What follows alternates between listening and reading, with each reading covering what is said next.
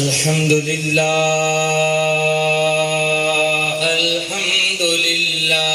الذي أسعد وأشقى وأمات وأحيا وأضحك وأبقى وأفقر وأغنى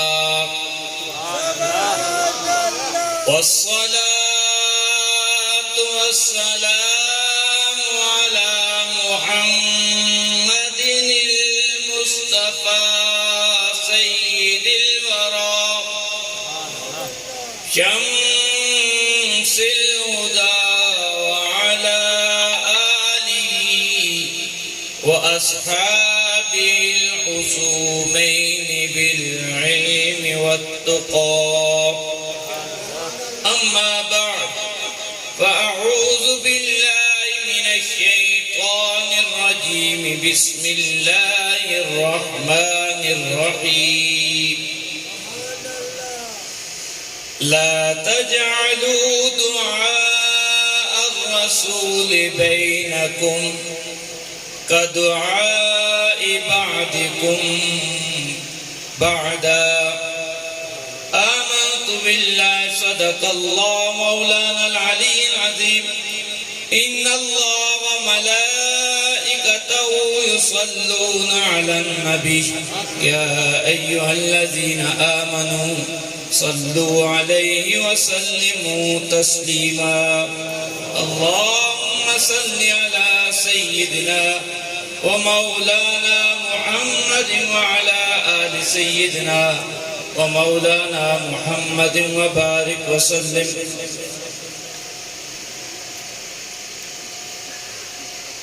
نہایتی واجب الاحترام سامعین ذی وقار، غلامان نبی مختار، ارباب علم و دانش، طالبان علم معرفت، بزرگوں، دوستوں، بھائیو، السلام علیکم ورحمۃ اللہ وبرکاتہ۔ قرآن مجید فرقان حمید کی آیت مبارکہ آپ نے تلاوت سنی، اور آیات کے بعد جو یہ جملہ کہا جاتا ہے صدق اللہ مولانا العلی العظیم، یہ ہمارے ایمان، ہماری سوچ و فکر اور دل کے اس درجے کا نام ہے جس میں ہر شخص جو یہ تلاوت کرتا ہے وہ یقین اور پختہ یقین رکھتا ہے کہ رب کائنات نے جو جو فرمایا ہے ہر سچ فرمایا ہے۔ آج کی یہ خوبصورت بزم اپنے وقت کے ایک عظیم مرد کلندر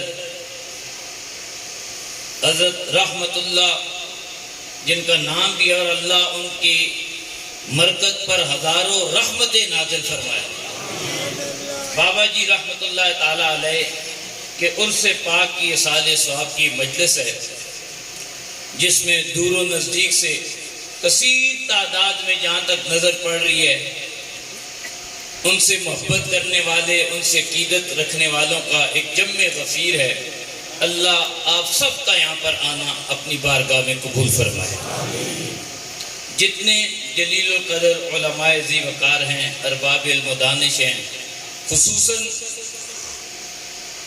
حضرت قبلہ صاحبزادہ صاحب مد اللہ ذلہ صاحبزادہ عبدالستار صاحب، اللہ ان کو صحت و عافیت عطا فرمائے، جنہوں نے یہاں پر ایک خوبصورت انداز میں یہاں سب کو جوڑ کر رکھا ہوا ہے۔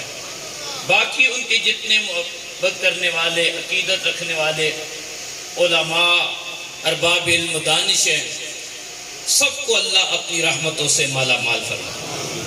مجھ سے ما قبل آپ حضرت علامہ سید امتیاز حسین شاہ صاحب کی خوبصورت گفتگو سن رہے تھے، صحابہ و آل بیت کی عظمتیں بیان فرما رہے تھے، اور یہی سنت کا خوبصورت اور انتہائی اعلیٰ مسلک اور سوچ و فکر ہے،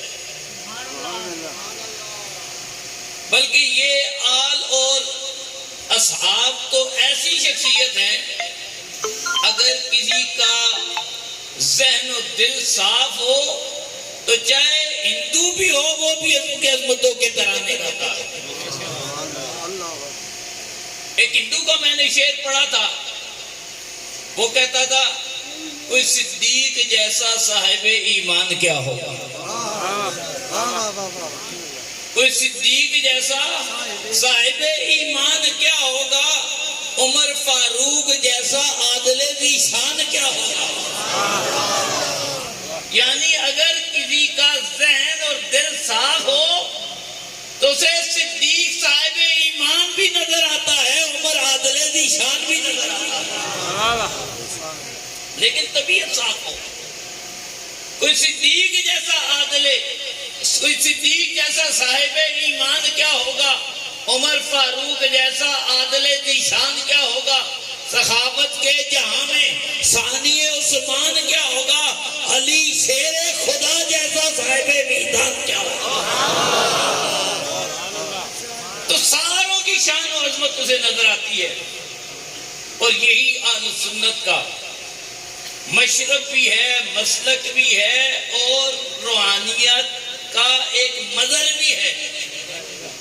جو ان سے جدا ہوتا ہے وہ کبھی فلاح و کامیاب نہیں ہوتا، نہ فلاح ملتی ہے نہ کامیابی تک پہنچتا ہے۔ اور رسول اللہ کے یہ تو بہت عظمتوں والے ہیں، صحابہ اور اہل بیت تو بہت عظمت والے ہیں۔ آقا کی نسبت سے جسے منصب ولایت مل جائے، ان کا اگر دل میں قدورت و بغض لے لیتا ہے، من عاد لی ولیا فقد آذنتہ بالحرب، جو میرے ولی سے عداوت رکھتا ہے، رب فرماتا ہے وہ پھر سوچ لے اس کی جنگ اس ولی سے نہیں ہے، اس کے ماننے والوں سے نہیں ہے، اس علاقے والوں سے نہیں ہے، یہ سمجھے اس نے طبل جنگ میرے خلاف بجایا، وہ مجھے چیلنج کرتا پھر رہا ہے۔ تو ولیوں کا تو بہت بڑا درجہ و مقام ہے۔ تو عزیزان اکرام القدر، جو آیت کریمہ میں نے تلاوت کی، کیونکہ وقت بھی مختصر ہے،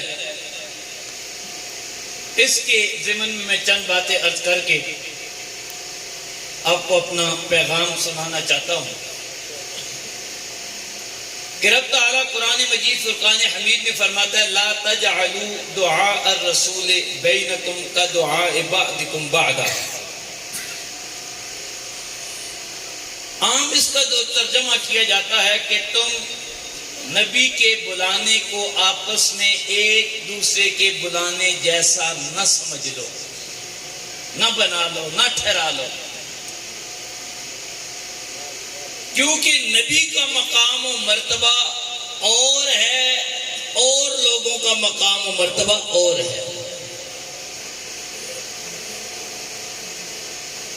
انبیاء کا سٹیٹس کس درجہ کا ہے، اس آیت کریمہ کے تحت مفسرین نے بڑی تفصیلی گفتگو کی ہے۔ والد گرامی سے ہم جب نحو پڑھ رہے تھے، ملا عبدالغفور ملا جامی کی شرح ہے جو مدارس میں کتاب پڑھائی جاتی ہے، مثلا نحو کے اعتبار سے جو آخری متن پڑھایا جاتا ہے، اس کے بعد بلاغت کی کتب ہے، مطول ہے، وہ بھی چلے اس فن کو ٹچ کرتی ہیں، لیکن طلبہ کو پتہ ہے قافیہ ملا جامی یہ ان کے لیے ہمیشہ ایک اور امتحان ہوتا ہے۔ تو اس کی شرح ملا عبدالغفور میں ایک تفصیل بیان ہوئی ہے کہ یہاں پر جو دعا ہے یہ بطور مصدر ہے، اور جب اس کی اضافت ہو تو پھر یہ مصدر دو معنوں میں ہوتا ہے، کبھی معلوم بنتا ہے، کبھی مجہول بنتا ہے، یعنی مصدر مبنی للفاعل بھی ہوتا ہے، مبنی للمفعول بھی ہوتا ہے۔ اب یہاں جو دعا الرسول ہے تو اس کا معنی کیا ہوگا؟ یعنی عام جو یہاں پر ہمیں والد گرامی نے مثال سمجھائی تھی ان کہا تھا یہ سمجھ لو کہ ایک جملہ ہے اعجبنی درب زید، اگر یہاں پر یہ معلوم بنائیں، اس کو فاعل بنائیں تو معنی یہ ہوگا مجھے حیران کر دیا زید کے مارنے نے. یعنی یہاں زید جو یہ ہے معلوم ہے، فاعل بنے گا زید، کہ زید نے اتنا مارا اس کو. میں حیرت میں پڑ گیا یہ بندہ اتنا قوت والا ہے. اور اگر مجہول بنائے تو یہی لفظ یہی ہوں گے، معنی بدل جائے گا. یہی اعجبنی درب زید، اگر اسے مجہول بنائیں تو معنی بنے گا زید کے مار کھانے نے مجھے حیران کر دیا. بندہ تو بڑا طاقتور تھا، اتنے کمزور سے مار کھا گیا. اب یہاں جو دعا ہے اسے اگر معلوم بنائیں، فاعل بنائیں، مصدر مبنی للفاعل بنائیں تو پھر معنی بنے گا نبی جب بلائے تمہیں، جب نبی تمہیں پکارے تو نبی کی پکار کو اپنے استاد کی پکار جیسا، اپنے بھائی کی پکار جیسا، اپنے دوست کی پکار جیسا نہ سمجھ لینا. نبی کا بلانا اور ہے، دوسروں کا بلانا اور ہے. کیونکہ نبی بلا رہا ہے. جیسا کہ حدیث پاک ہے، ایک صحابی رسول نماز پڑھ رہے تھے، رسول اللہ صلی اللہ علیہ وسلم نے بلایا. ان کا نماز پہلے ہے، ذہن میں یہ سوال آیا، نماز مکمل کی، رسول اللہ صلی اللہ علیہ وسلم کی بارگاہ میں حاضر ہوئے، عرض کی یا رسول اللہ حاضر خدمت ہے خدا. آپ نے فرمایا تاخیر کیوں کی؟ عرض کی یا رسول اللہ نماز کی رکعت تھی، تشہد میں تھے یا رکوع میں تھے یا سجدے میں تھے، وہ مکمل کی حاضر ہو گیا ہوں. آپ نے فرمایا جب اللہ کا نبی بلائے پھر تاخیر نہیں کرنی ہوتی، فوراً پہنچنا ہوتا ہے. یعنی جب نبی بلائے تو نبی کا بلانا یہ نہیں ہے جیسے کسی اور نے بلایا. اور اگر کوئی بلاتا ہے بندہ جواب دیتا ہے، اس کی نماز ٹوٹ جاتی ہے. نبی بلائے اور